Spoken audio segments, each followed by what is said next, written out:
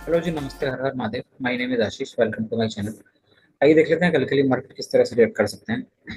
तो ये bank Nifty का 15 मिनट का टाइम फ्रेम का चार्ट है। इसमें एक चीज हमने कल डिस्कस करी थी कि मार्केट,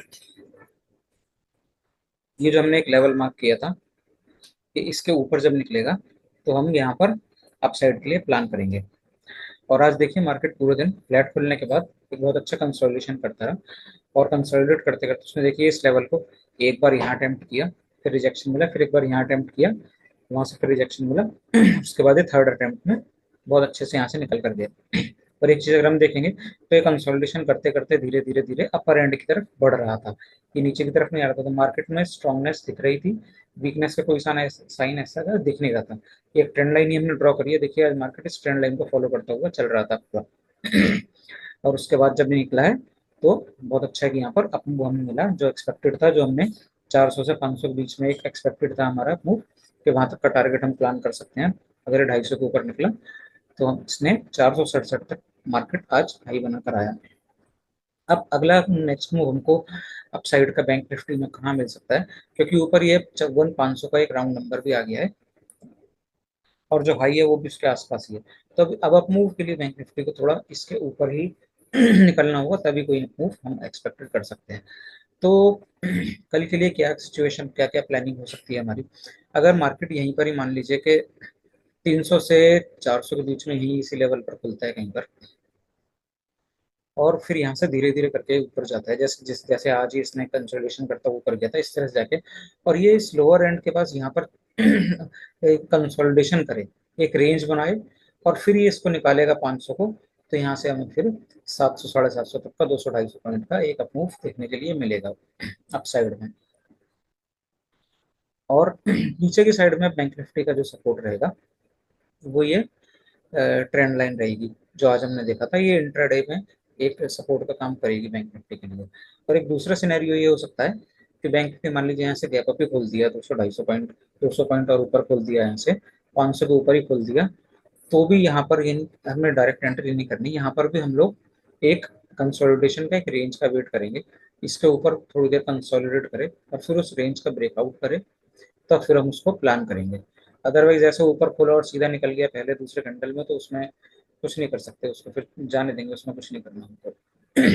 तो ये सारी चीजें हम इसलिए यहाँ पर डिस्कस करते हैं कि यहाँ पर के प्राइस किस तरह से काम करता है, उसको हम थोड़ा थोड़ा समझे, इस चीज को यहाँ पे डिस्कशन करते हैं कि कैंडल स्टिक किस तरह से काम करते हैं, प्राइस किस तरह से काम करता है, लेवल्स किस तरह काम करते हैं। देखिए जैसे आज ये ट्रेंड लाइन को किस तरह से मार्केट फॉलो कर रहा था, ये सारी चीजें हम यहाँ पर इसलिए डिस्कस करते हैं कि हम इन चीज़ों को थोड़ा समझे डिटेल में, और आपको भी कुछ इसमें सीखने के लिए मिले।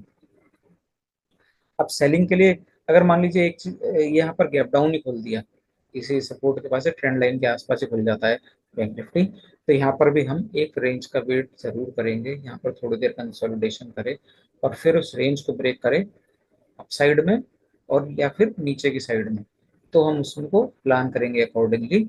और नीचे की साइड में अगर वो यहाँ गैप डाउन खुलकर एक रेंज बना के उसको ब्रेक करेगा, तो नीचे की तरफ हमारे पास अब ये सपोर्ट अगला है 780 के आसपास का। ये डेली टाइम फ्रेम पर भी सपोर्ट है, स्ट्रॉन्ग सपोर्ट है, अच्छा। और 15 मिनट टाइम फ्रेम पर भी स्टैंड लाइन के नीचे ये सपोर्ट का काम करेगा। तो यहाँ तक के लिए हम उस केस में प्लान कर सकते हैं, अगर एक गैप डाउन खुलकर कोई रेंज बनाकर इसको ब्रेक करेगा तो नीचे की तरफ। इसके अलावा और कोई सिनेरियो बैंक निफ्टी हम लोग नहीं एनालाइज करेंगे। अगर कुछ और कुछ ऐसा अनएक्सपेक्टेड करता है तो फिर अकॉर्डिंगली हम उसको प्लान करेंगे। ये देखिए जो हम 780 का है लेवल, एक बार डेली टाइम फ्रेम पे देखते हैं कि ये हमारे लिए स्ट्रॉन्ग सपोर्ट क्यों है। तो डेली टाइम फ्रेम खोल रहे हैं हम लोग, ये देखिए कि बैंक निफ्टी का डेली टाइम फ्रेम का चार्ट आ गया है।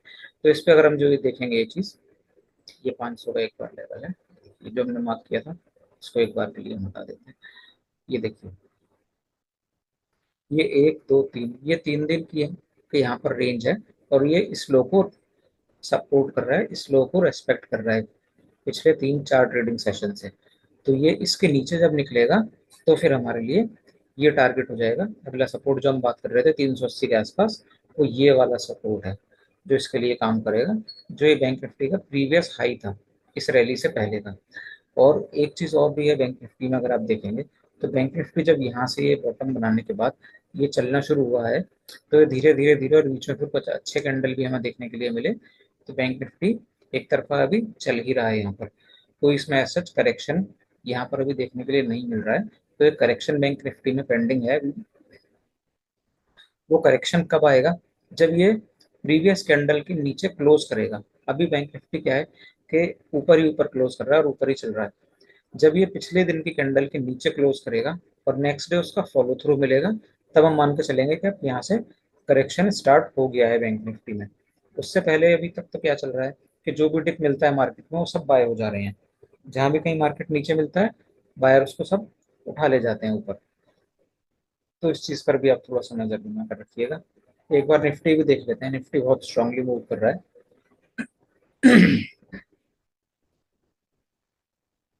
ठीक है, चार्ट नेट आज थोड़ा परेशान कर रहा है यहाँ पर।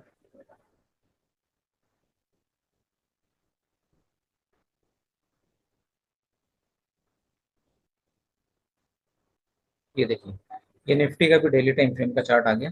इसमें भी जो एक ये रेंज हमने डिस्कस करी थी, ये देखिए, आज एक बहुत स्ट्रॉन्ग कैंडल हमें देखने के लिए मिली है इसमें। 15 मिनट के टाइम फ्रेम पर देखते हैं। देखिए, निफ्टी में भी सेम हमने एक रेंज मार्क करी थी कि इस रेंज के अंदर हम लोगों को कोई ट्रेड नहीं करना।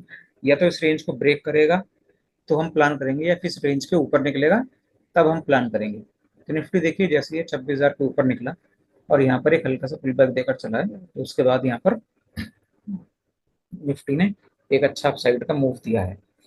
तो रेंज इसलिए इंपॉर्टेंट होती है कि रेंज के बाद जो भी मूव आता है वो अच्छा देखने के लिए मिलता है, क्योंकि यहाँ पर दोनों साइड की पोजीशंस बन रही होती हैं। यहाँ पर बायर भी हैं और सेलर भी हैं, सबकी पोजीशनें बनी हुई हैं।